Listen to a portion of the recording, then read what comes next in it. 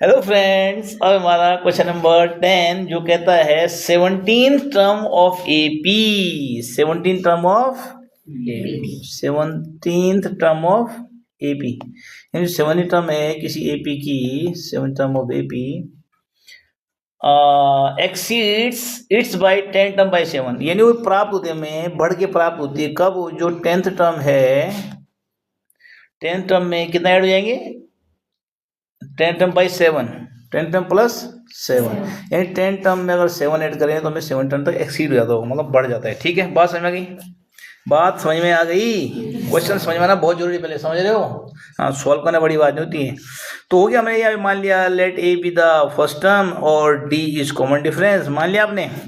और कैसे दे रखा उसने, जो क्वेश्चन में वाले ने दे रखा है एज गिवन दैट, जैसा कि दिया गया है कि 17th टर्म एक्सीड वो प्राप्त होता है बढ़ के प्राप्त होता है। कब? जब जो है 10th टर्म में 7 हम क्या करते हैं? ऐड कर देते हैं। 10th टर्म में 7 ऐड कर देते हैं। Is clear? तो ए 17 बोले तो ए प्लस 16d, और 10th बोले तो ए प्लस 9d और प्लस 7। और आपका देख रहे हैं कि सेम है, ए से ए कट गया, अगर इज इक्वल टू के इधर उधर है और सेम है तब बिगड़ जाते हैं, पता है ना आपको? उधर वैसे भी ए हो जाएगा माइनस ही तो होगा, तो ए प्लस ए है माइनस ए 0 हो जाएगा। ठीक बात समझ में आ गया आप लोगों के? 16d minus 9d is equal to 7 already इधर ही है, और उसके बाद आपको आता है 7d बचा, और d is equal to 7/7 is equal to 1। Hence the common difference of this is equal to, यही पूछ रहा था। अगला क्या पूछ रहा है? अगला में यही कर दिए, अगला विच इज नॉट पगला। ठीक है, ये कहता है क्वेश्चन नंबर 11 में क्या कहता है, which term of A P 3, 15, 7, 27, 39 will be 132 more than it's 54 term. यानी जो ये टर्म चल रही है, ये सीरीज चल रही है ना, देख रहे हैं आप लोग, इसमें क्या होगा? 54th टर्म से 132 ज्यादा, ये कब आएगा? ये पूछ रहा है आपसे।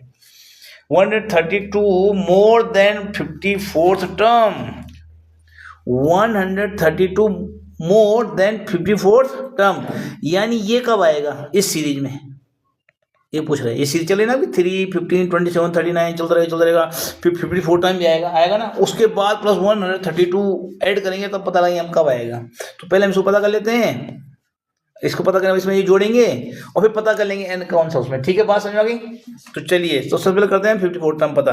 तो 54 टर्म पता करने के लिए हमारे पास ए इज इक्वल टू 3 है, यहाँ पे d is equal to 15 minus 3 is equal to 12 आ गया, एन इज इक्वल टू 54 है, क्योंकि 54 टर्म ही मुझे पता करनी है। तो मैंने ए 54 पता किया, a plus n minus 1 into d, ये 3 हो गया, 53 है क्या बचा, और 53 12 से मल्टीप्लाई करेंगे तो हो जाएगा 636, और 636 प्लस 3 इक्वल टू 639। ये तो हो गया हमारा 54th टर्म।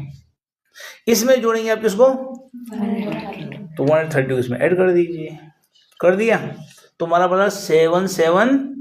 अब मुझे पता करना है कि 77 टर्म जो है कौन से नंबर पे आता है इस सीरीज में। तो मैंने मान लिया कि वो nth टर्म है, हमने मान लिया कि 771 बी nth टर्म, हमने मान लिया थोड़े के nth टर्म हो। ठीक है, हो गया nth टर्म है, तो हमने इसको an is equal to a plus n d formula है, तो nth टर्म हमारा मान लिया हमने कि भैया 771 है।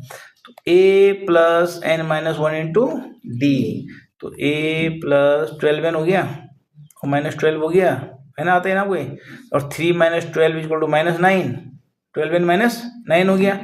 अब जब 12n होगा वो माइनस 9 इधर जाके जाएगा प्लस 9, जो कि 771 ऑलरेडी है ना यहाँ पे, इसमें प्लस 9 हो गया, तो ये बन गया कितना 780। 771 प्लस 9 कितना हो गया ठीक है, और n इक्वल टू 12 जाएगा इसके अपॉन में, जाएगा तो 12 6 जा 72, टेबल में जाती है, यूं देख रहे हो अंधों की तरह। 12 6 जा 72, और अगर 6 बचा 60, 12 5 60 यानी 65, यानी जो 771 है वो 65th टर्म है। ये कह सकते हैं हम ऐसा कि जो है 54th टर्म और प्लस 132 है वो रियल में हमारा 65th टर्म है। आगे बात समझ में? तो ये कह रहे हैं